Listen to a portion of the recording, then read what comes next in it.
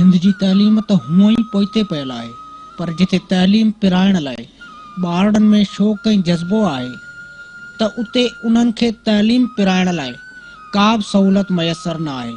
हिते उन क़िस्म जा केतिरा ई अहिड़ा मिसाल मिलनि था जिते सराड़ी शहर जे वार्ड नंबर 1 में मौजूद ही को बहराड़ीअ जे ॻोठ में माल जो वाड़ो न, पर बदकिस्मतीअ सां शहर जे पहिरें वार्ड जो क़दीमी प्राइमरी स्कूल आहे जेको 1986 खां वठी इन ई सूरत में हली रहियो आहे। 28 साल गुज़रण बावजूद हिन स्कूल खे सरकार पारां का बिल्डिंग न ॾिनी वई।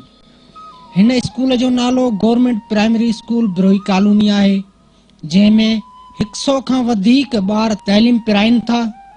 स्कूल मुतालिक हितां जे उस्तादनि ऐं शागिर्दनि जो चवणु आहे त सर हे असांजो स्कूल जेको 1986 खां इन छपरे जे अंदरि हली रहियो आहे ऐं काफ़ी दफ़ा असां पाला ऑफिस खे बि ॿुधायो आहे त बाबा असांजे छपरे में स्कूल हली रहियो आहे। बिल्डिंग डिपार्टमेंट वारे खे दरख़्वास्तूं ॾिनियूं आहिनि, उहे बि बसि रुगो दरख़्वास्तनि ताईं महदूद आहिनि। ऐं उनखे अलावा असांजे स्कूल में जॾहिं जज साहिबान विज़िट पे कया त उहे बि आया हुआ, उन्हनि बि विज़िट कयो, उन्हनि बि हालत ॾिसी, पर अॼु ताईं माना बिल्डिंग न ठही सघी। ऐं ॿार जेके आहिनि छपर जे हेठां पढ़ी रहिया आहिनि ऐं तव्हां पाण ॾिसी रहिया आहियो त चो तरफ़ खां हवा अची रही आहे।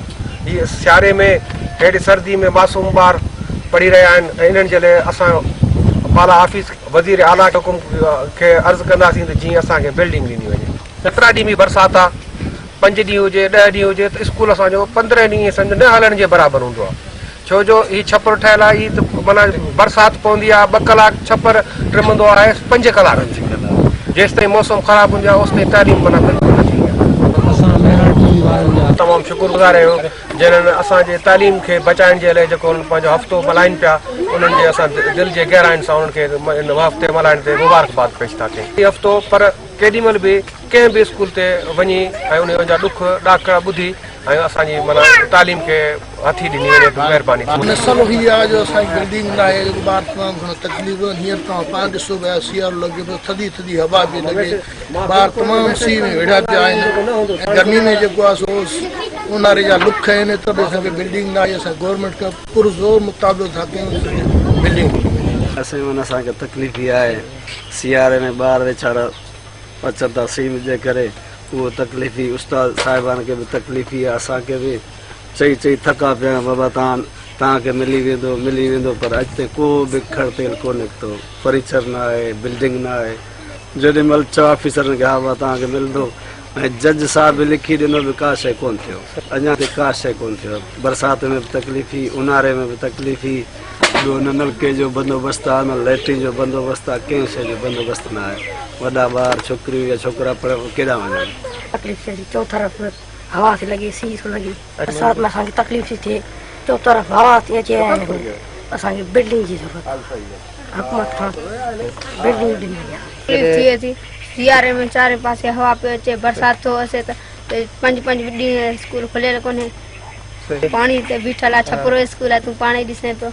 हुकूमत खां मुतालबो आहे कि असांखे बिल्डिंग खपे। ॾाढे कलाक हिते गप थी वञे, 5 ॾींहं शहरो थो अचे त सी लॻे थो, जो तरफ़ वाह थी लॻे। हुकूमत खां कहिड़ो मुतालबो? हितां जे उस्तादनि ऐं इलाइक़े वासियुनि जो चवणु आहे त असां केतिरा ई भेरा एजुकेशन वर्क्स डिपार्टमेंट, ज़िला इंतज़ामिया तोड़े तालीम जे आला अमलदारनि खे बार इल्तिजा कई आहे, पर उन ॻाल्हि जो अञा ताईं को बि खड़तेल नाहे निकितो। ज़रूरत उन ॻाल्हि जी आहे त सरकार खे खपे त सराड़ी शहर जे हिन क़दीमी स्कूल खे बिल्डिंग ॾेई हिते पढ़ंदड़ कुलनि जहिड़नि ॿारनि खे मुश्किलातुनि खां बचायो वञे। कैमरामैन रियाज़ अहमद उमरानी सां गॾु मोहम्मद उस्मान मल्ला, मेरान टीवी, सरार।